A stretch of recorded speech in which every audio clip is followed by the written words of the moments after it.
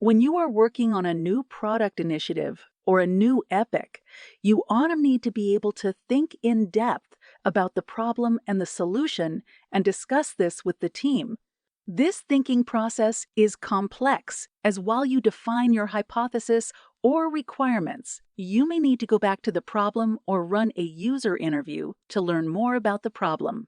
This process is far from linear, as your objective is to think, explore alternatives, evaluate all the potential risks and limitations, and gather informations and stakeholder input while doing this.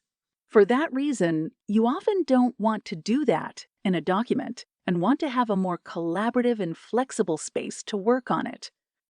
If that is the case, you may find this tool useful. It's one of our initiative canvas. It focuses on 3 key sections: the problem and user pain, the objective, and the requirements. You start writing a quick overview right here and define who would this affect. Identify which users will be affected and when. Also think about how each user could have different needs.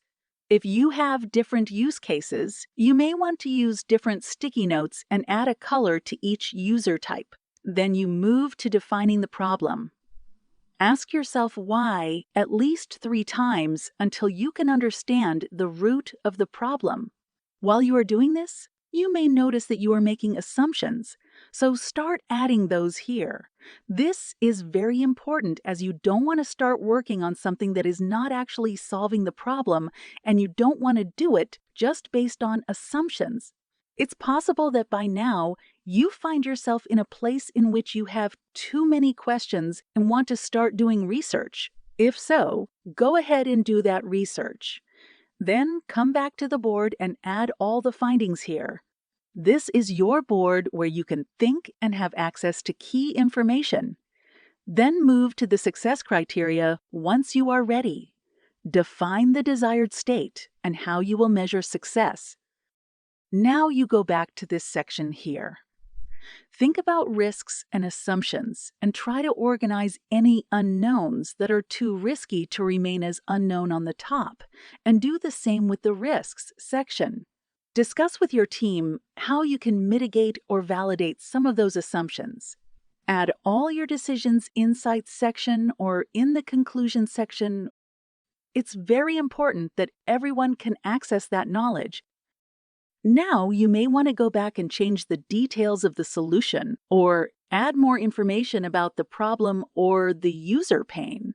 Go back and forth as many times as you need until the problem and the solution align and you have a mitigation plan for some of those risks and have found answers to some of your questions.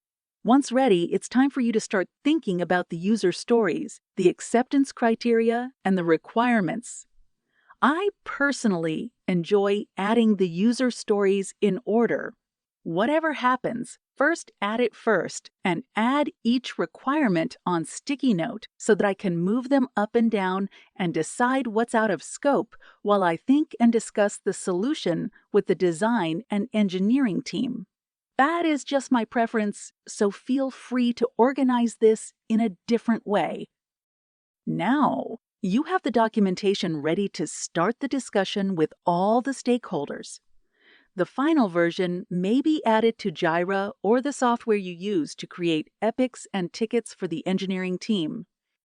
That is how you can use this tool. If you have questions, you can find some tips and instructions on the right side of the platform. And as mentioned earlier, you can add links and resources here, and also all your conclusions and findings right here.